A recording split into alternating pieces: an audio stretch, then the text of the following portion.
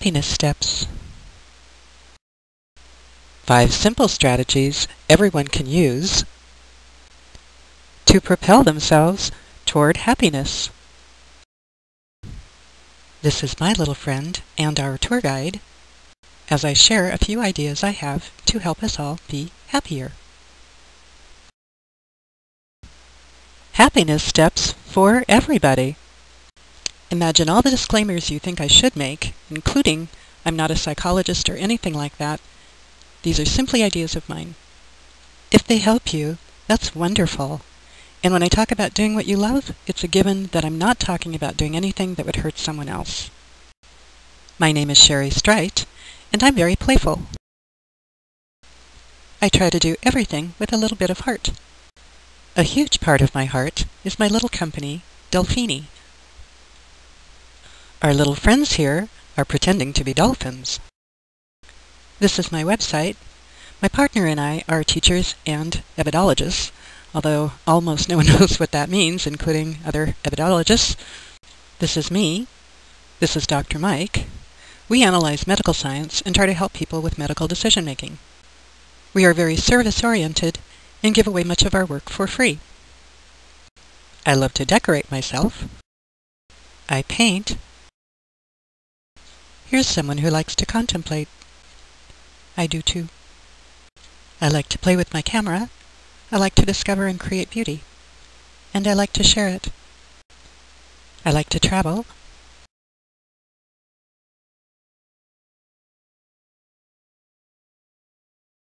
I like to dance and play. Mainly, I like to play. But once upon a time, I became very ill. I developed a severe depression.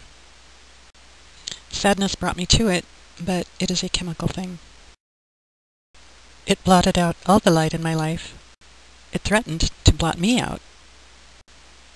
The steps toward happiness I created out of my depression, but they're for everybody. They're steps along a continuum of happiness. The steps don't require anything but you, and a bit of reflection, and a bit of attention. It's my personal belief that these steps can help you in times of trouble, and that they will add joy to an already joyful life. It's my personal belief that they can increase your happiness, and even increase your capacity for happiness. My pain was severe, and I couldn't move. Only suffer and grieve. I had to find a way out of my black hole. I knew I had to change something in order to get out. I needed to make myself look toward the light. One night as I sat beneath the stars, I was in such terrible pain, I never thought to be free from it. In desperation, I asked myself, is there anything that's making me happy right now? Anything at all? And this ended up being a life-saving question. I noticed there was a cool breeze I could feel on my cheek, and so I focused on that. And I thought if I can just concentrate on this, my pain will decrease, and while I feel this pleasantness, I will be happier. Notice I'm not saying happy, but happier. It's this continuum thing. It was a revelation to me. I realized if I would just stop and notice anything that was pleasant to me, and hold on to it, I could relieve some of the pain. And then I was reminded of something I read a long time before by a man named Mandino. He had an idea for self-improvement.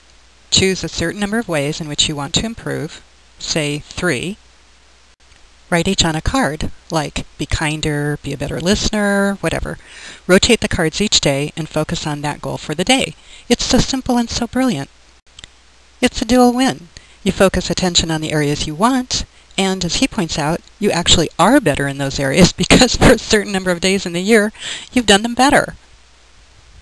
Brilliant.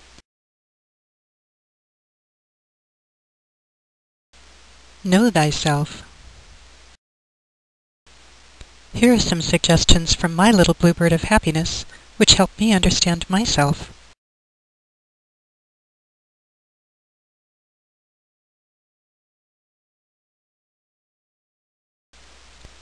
You need to go deep within. Let's get personal. It's not about who you think you should be, or who anyone else thinks you should be. It's about who you are. And you don't necessarily have control over that. You need to get to know yourself. Someone, I can't recall who, once likened self to a rider and an elephant. It's the combination, you see, of who you think you are and what is deep within. And your life is about managing that elephant, which requires getting to know it really well. If you don't, things may go poorly, and trouble might ensue. So you need to spend some time looking out into your inner self, and this needs to be done continuously. Heraclitus said, "No man ever steps in the same river twice." But you're not necessarily the same either. So my first step is know who you are, and know who you are now. What makes you happy? And the real things that bring you joy might not be obvious or logical. You have to listen up to learn them. You have to pay attention. And I find it useful to capture them somehow. I keep a shortcut on my desktop to a Word document that I use to record things I love so that I can do it on the spot. Here's an excellent book that helped me a lot. And just like my first step, there's a now element to it. And this question is the one I evoke when I really need some fast help. What makes me happy now?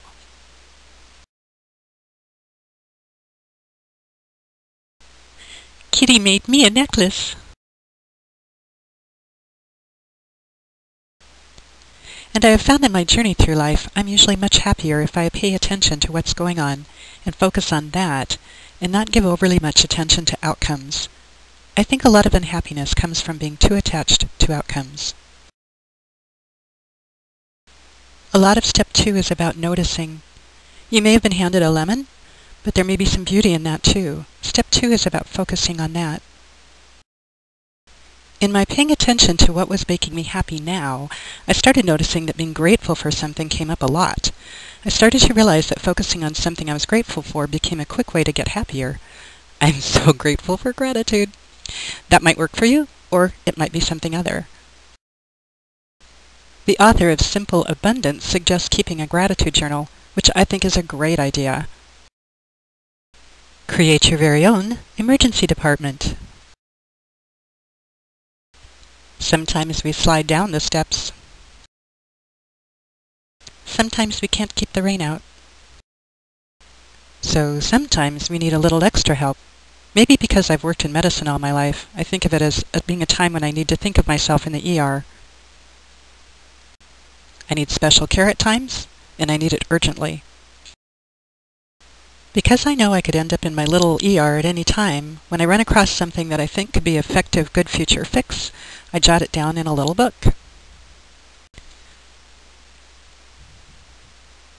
I like this Winston Churchill quote, "If you're going through hell, keep going." And in fact, there is a huge truth in that when you're in emotional trouble, you should keep moving. I'm frequently delighted by animated children's shows. Shaun the Sheep. And here's a rather dull page with a happy reminder that playing with clip art can bring me great joy, which I use to make cards and share with others.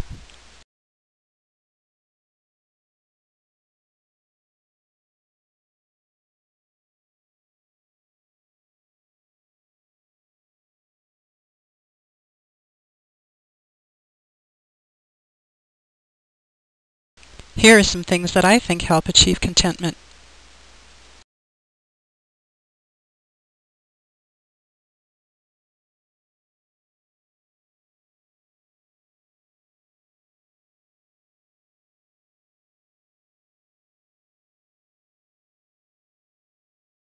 I tend to predict things, like trouble and other disasters.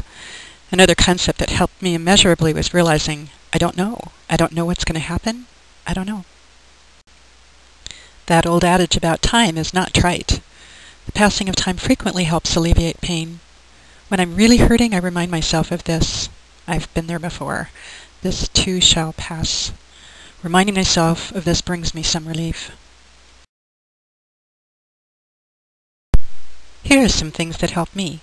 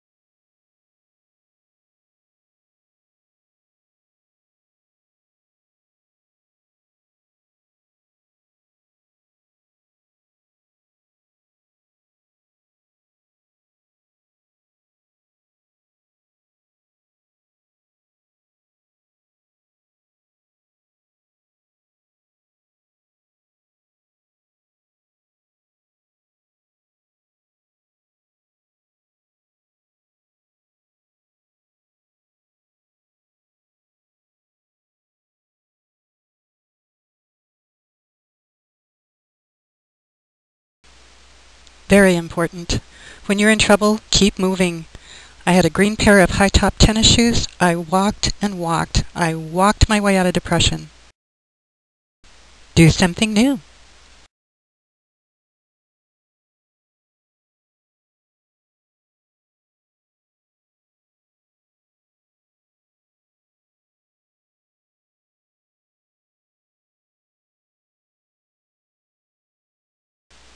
I love doors. When I travel, I take a lot of pictures of doors. The idea here is that a door is a passage to something else. When life seems all shut up, maybe look for a door to open. Search for a portal. Make a discovery of a new world.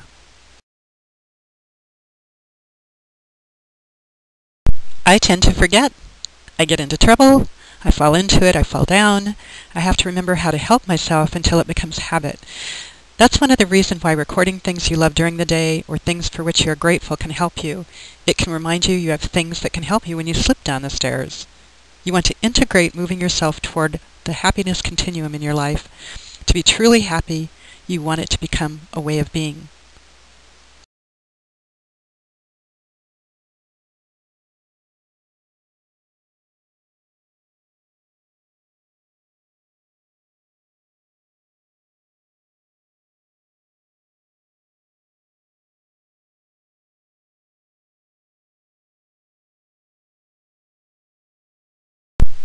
In my work in evidence-based medicine, we have 5 process steps. I realize they work well as another way to think of my 5 steps toward happiness. Ask who you are and what makes you happy. Acquire the information, resources, and tools that you need. Continually evaluate. Apply what works for you. Keep mindful of the now. Here's yet another way to think of them, in 3.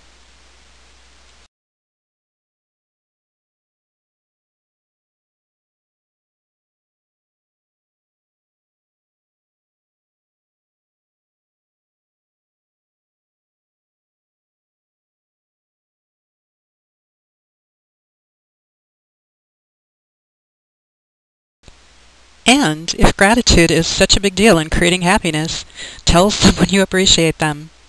Thank you, Brendan, for inspiring me to make this video.